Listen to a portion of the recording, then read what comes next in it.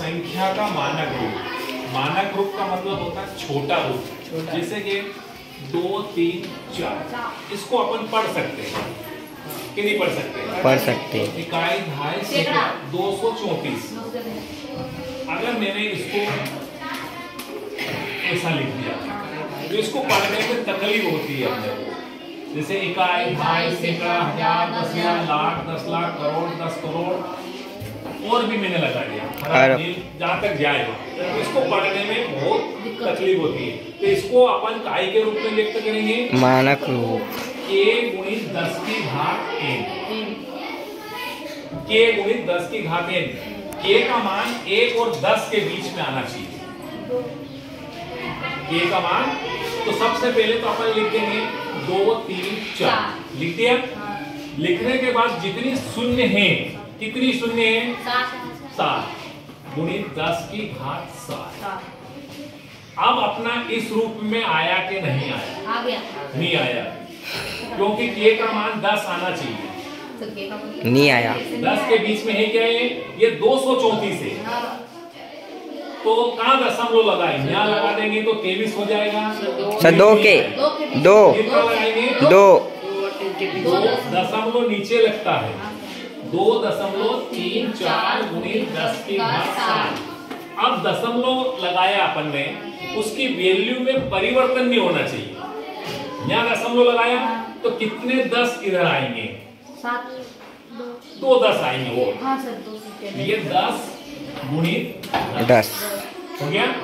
तो ये हो गया 2.34 गुणित 7 तो पहले से था 8 9 10 की घात 9 हो गया। तो ये होएगा मानक रूप। ये 10 के बीच में आ गया। अब मैंने दशमलव लगाया, इसका क्या सिस्टम रहता है? जैसे कि 25 में मैंने यहाँ दशमलव लगाया, देखना इसको, यहाँ दशमलव लगाया ना, गुणा कितना करेंगे? 10 का।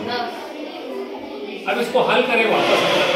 दशमलव के बाद एक संख्या है 10 गुणित 10। 10 से 10 कट गया, वैल्यू में कोई परिवर्तन नहीं है, वही 25 है। कहने का मतलब अगर किसी को मेरे को देना है 25 रुपए, कितने देना है? 25 रुपए देना है। तो मैंने कहा मैं 25 नहीं दूंगा, 2.5 दूंगा और 10 दूंगा, तो भी उसका फर्क वही रहेगा, उसकी वैल्यू में कोई परिवर्तन नहीं आएगा, क्योंकि ये दशमलव हटाना और ये करना है। तो ये हो गया अपना मानक रूप।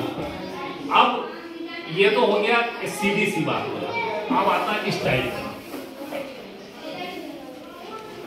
0.0000375। इसको मानक रूप में लिखना है।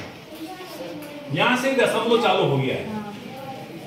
सबसे पहले तो दशमलव हटाना है अपने को। दशमलव के बाद कितनी संख्या है? देखो 1 2 3 4 5 6 7। ये हो गया 375। आखिरी वाली तो लिख देंगे, नीचे कितना शून्य आ जाएगी? 4 2 3 4 5 6 7। 3 में 3 6 7 हो गया। अब इसके बाद अपन लिखेंगे 375। शून्य कितनी है नीचे? 7। तो 10 की घात कितनी हो जाएगी? 7। अब कल ही पढ़ा था अपन ने घातांक। ये नीचे से ऊपर जाएगी, क्या बन जाएगी? धन की ऋण की? ऋण की बनेगी। ऊपर से नीचे लाएंगे धन की। मतलब चिन्ह उल्टा हो जाता है। अगर नीचे ऋण रहता तो ऊपर धन हो जाएगी। तो ये हो गया तुम्हारा ऋण की 375 गुणा 10 की घात 7 ऋण 7। 7। ये 10 के बीच में है क्या? 10 के बीच में सर है नहीं है, तो दशमलव कहाँ लगेगा? इसमें 3 पर यहाँ लगेगा दशमलव। तो यहाँ इधर कर रहे हो। ये मान लो 375 गुणित 10 की घात अपना ऋण 7 है। यहाँ दशमलव लगाया अपन ने। दशमलव के बाद कितनी संख्या है? 2। उधर कितने 10 आएंगे? 2 10 आएंगे। ये हो गया 3.75 गुणित 10 की घात 7 था। ये 2 क्या आ गया? 10 की घात 10 की घात 2। एक ऋण का है, एक धन का है।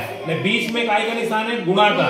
तो गुणा करने पे घाते जुड़ेगी, इसके अंदर जब धन का निशान आएगा तो 7 में से 2 जाएगा, कितना बचेगा? 5। गुणित 10 की घात 7 5। ये इसका मानक रूप आएगा। इतना ध्यान रखना है अपने को, कुछ नहीं करना। सबसे पहले तो अपने को दशमलव हटाना है। दशमलव के बाद जितनी संख्या है इतनी शून्य लगा देंगे, घात में लिखेंगे, ऊपर लाएंगे तो ऋण में आ जाएगा। ठीक, फिर ये देखेंगे कि ये जो संख्या है 10 के बीच में, k का मान 10 के बीच में आना चाहिए, 1 और 10 के बीच में।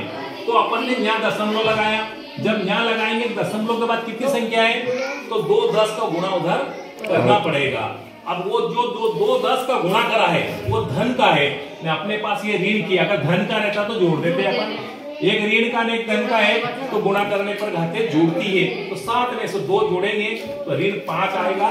ये इसका मानक रूप आएगा। तो ये NAS में भी आएगा और ओलंपियाड में भी आएगा। उसमें छोटे छोटे भी आ सकते हैं, इतने बड़े नहीं आए, इस टाइप के आ जाए। इसका इतना बड़ा आ गया। तो सबसे पहले तो अपन 25 लिख देंगे।